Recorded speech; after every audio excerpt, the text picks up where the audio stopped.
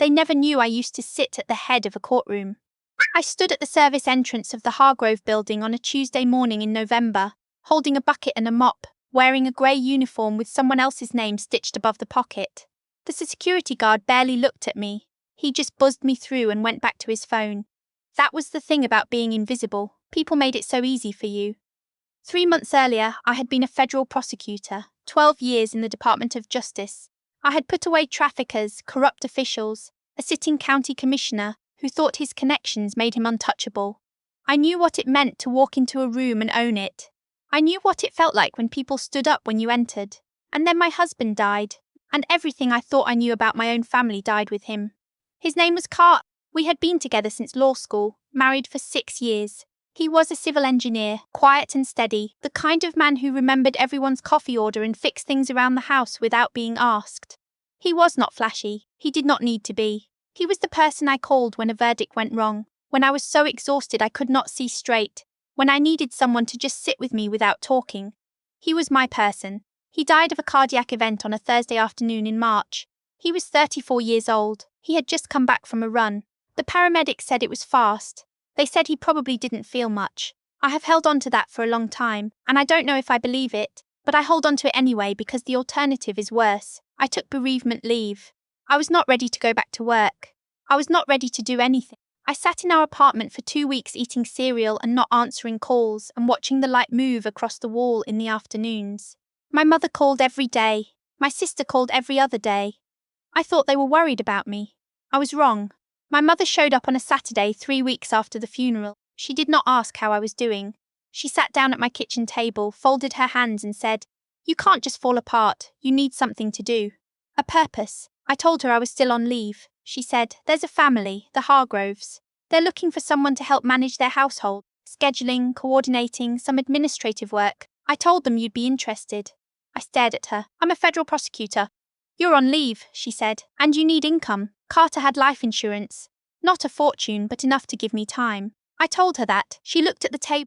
"There are some complications with that." That was the first time I heard those words. Complications with that. I would hear them again. My sister had been managing our family finances since my father's stroke 2 years before. It was supposed to be temporary. She was organized, she said. She had a system, she said. My father trusted her. My mother trusted her. I was busy, always working, always traveling for cases.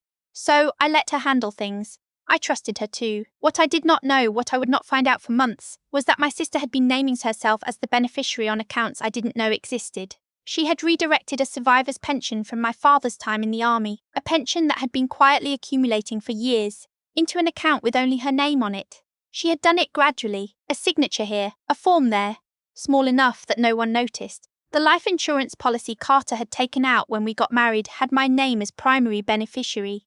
But my sister had convinced Carter, 8 months before he died, to add her as co-beneficiary in case something happened to me first. Carter had not told me. He thought it was a formality. He thought it was just being careful. My sister had moved fast after the funeral, faster than I had. I didn't know any of this yet when my mother sat at my kitchen table and told me the Hargroves needed household help. I said yes because I was too tired to argue. I said yes because some part of me thought staying in that apartment 1 more week would swallow me whole. I said yes because my mother had a way of making silence feel like agreement, and I had no energy left to fill it. I told myself it was temporary. The Hargrove family owned a regional logistics company that had been in their family for 3 generations. The patriarch, a man I'll call Mr. Hargrove, was 71 years old, recently widowed, and apparently unwilling to hire professional household management staff because he did not trust agencies. He wanted someone vetted personally. My mother's neighbour knew his assistant. That was the chain. That was how I ended up at the service entrance with a grey uniform and someone else's name on my chest. I had not corrected the name. It was a small act of self-preservation I couldn't entirely explain at the time.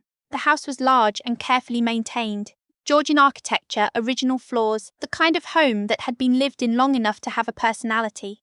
There was staff, a groundskeeper, a part-time cook, 2 housekeepers. I was hired to coordinate schedules, manage vendors, handle correspondence for household affairs. It was administrative work dressed up as domestic work. I had managed a team of 22 attorneys. I could manage a household calendar. Mr. Hargrove met me on the first morning.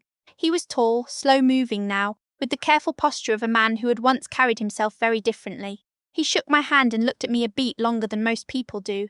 You've done this kind of work before, he said. Coordination and administration, I said.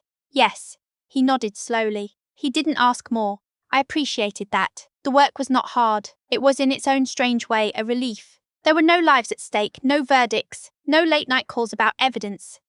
I made vendor calls, I organised his medical appointments, I coordinated with the caterers for a quarterly dinner he hosted for business associates. I was good at it, because I was good at most things that required precision and follow-through, and because it required just enough of my focus to keep me from sitting with myself too long.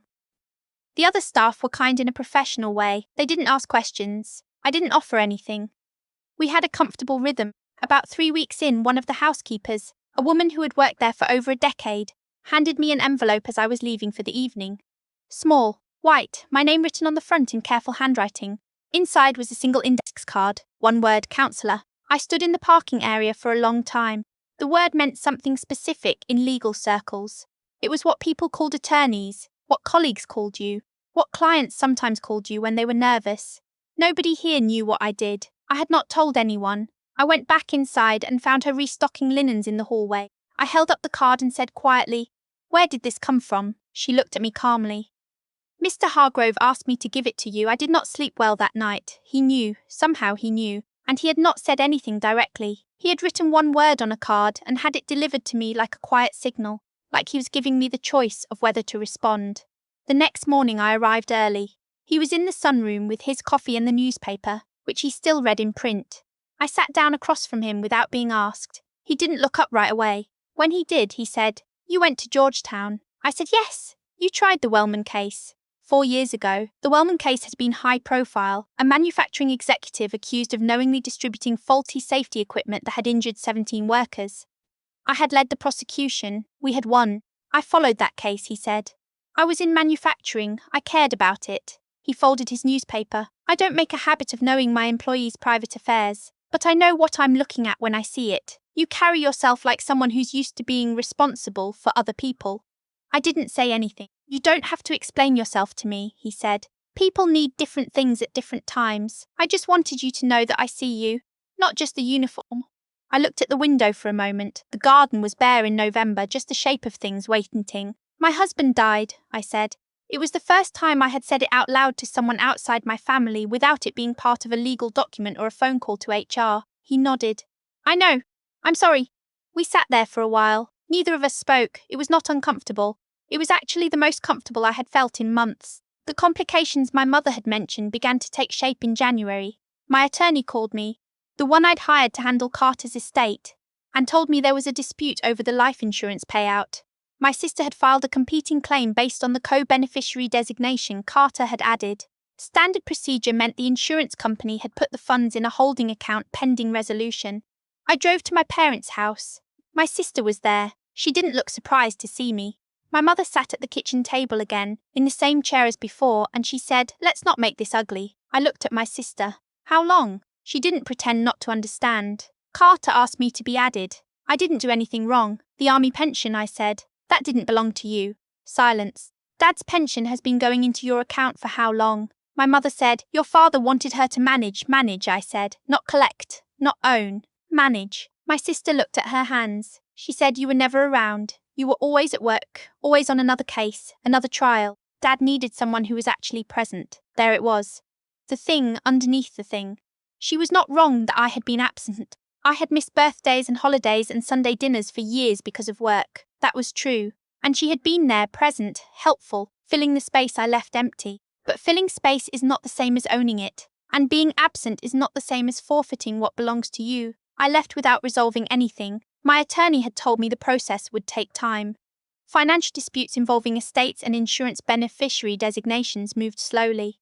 I understood this. I had watched families go through it on the edges of cases I had worked. I had never thought I would be one of them. I went back to the Hargrove house. I made vendor calls. I coordinated a plumber for a leak in the East Wing. I answered correspondence. I filed things. I did not tell anyone what was happening, but Mr. Hargrove noticed something. He said one afternoon, "You look like someone in the middle of a long case," I said. "I suppose I am," he said. "Is it something that requires good counsel?" I almost smiled. "I have an attorney." That's not what I asked. I looked at him. He had the kind of face that had seen a great deal and had stopped being surprised by most of it. My sister, I said, and my mother, and my late husband's estate. He was quiet for a moment, then he said, families are the most complicated legal terrain there is. I know, I said.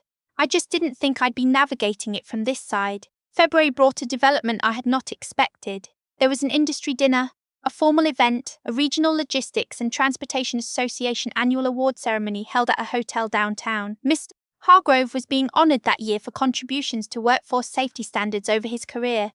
His assistant was coordinating the event, and I was helping with the logistics, his transportation, the table arrangements, his remarks. My sister was receiving an award too. She had joined a veterans advocacy non-profit 3 years ago. She had risen to a director role. The award was for work supporting military families. I found out when I reviewed the event program. I read her name on the page. I read the description of her work, supporting families of fallen service members, connecting veterans with financial resources and benefits they're entitled to. I sat with that for a long time. She had redirected my father's military pension.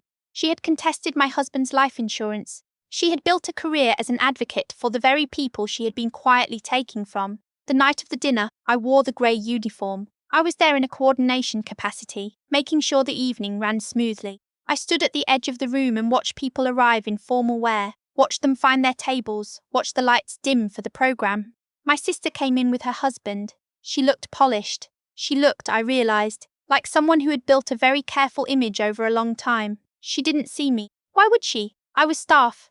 Mr. Hargrove found me near the entrance before he went to his table. Are you all right? He said. My sister is receiving an award tonight, I said. He looked at me for a moment. Then he said, you're going to have to decide something tonight. I said, I know. The program moved forward. Dinner, remarks, the award presentations. My sister's name was called. She walked to the podium. She thanked the organization, thanked her family, thanked the veterans and their families she had had the privilege of serving. She was good at it. She was warm and specific and practiced. I was standing near the side of the room when the awards coordinator approached me and said, the microphones stand near the front. Needed to be repositioned before the next segment. I walked to the front of the room to do it. And I was there, at the front when my sister finished speaking and stepped back from the podium and the MC said, we'll take a brief pause before our final honoree. I looked at the room. Hundreds of people. Tables of professionals and their guests and families. Mr. Hargrove at a table near the front watching me. I stepped to the microphone. The MC looked uncertain. The room looked uncertain. I was in a grey uniform. I did not look like I belonged at a podium. I said, I'm sorry for the interruption. My name is not on the program tonight.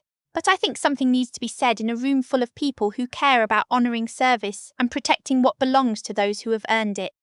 My sister had gone still at her table. I'm a federal prosecutor, I said. Or I was, until I took leave after my husband died in March. I spent the last 4 months working in this building. I didn't say which building. I meant the one where I had come to understand what invisibility felt like. While a financial dispute over my late husband's estate was being resolved, a dispute involving a co-beneficiary claim filed by my sister, and a separate issue involving redirection of our father's military survivor pension. The room was very quiet. I'm not here to embarrass anyone, I said. I'm here because in rooms like this, where we talk about honouring service and protecting families, the people doing that work need to actually do it, not perform it. I stepped back from the microphone. I put it back in the stand. I walked out of the room. The financial dispute was resolved in April. My attorney filed the appropriate documentation, and the insurance company released the funds to me as primary beneficiary. The competing claim was withdrawn. The Army pension issue was referred to the appropriate oversight office. I did not press further than that. I had made my point. I wanted to move forward more than I wanted to make sure everyone around me moved backward.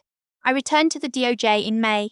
It took some time to get back into the rhythm of it, to feel like myself again in that building, in that role. Some days I still didn't, but most days I did. Mr. Hargrove sent a note to my office, handwritten, on personal stationery. It said, you were right. In rooms full of people talking about what's right, someone has to actually say it. I'm glad it was you. I read it twice and then put it in the drawer where I kept things I wanted to remember. My mother called in June. She said she was sorry. She said she had not understood what my sister had been doing, not entirely. She said she had trusted her because it was easier than asking questions. I believed her, partially. I was still working on the rest. My sister did not call. I did not expect her to. People who have been caught rarely lead with the apology. Sometimes they come around. Sometimes they don't. I had prosecuted enough people to know that accountability and remorse are not the same thing, and that you cannot wait for one before you start rebuilding. I started rebuilding. I went back to Carter's apartment, our apartment, and I stayed there, because leaving would have felt like giving something else away, and I had given away enough. I planted things on the balcony in the spring. I learned how to make his chili, because I had never learned when he was alive and I had always meant to. I called old friends I had let go quiet during the years when work was everything. I was 31 years old. I had buried my husband. I had found out my family was not what I thought. I had spent 4 months invisible in a grey uniform, learning that being unseen is not the same as being gone. And I had walked to a microphone in a room full of people who needed to hear something true, and I had said it. I didn't fix everything that night. I know that. Some things don't get fixed. Some things just get carried differently, redistributed over time, until the weight becomes something you can move with instead of something that holds you still. But I took the microphone, and I did not give it back until I was done.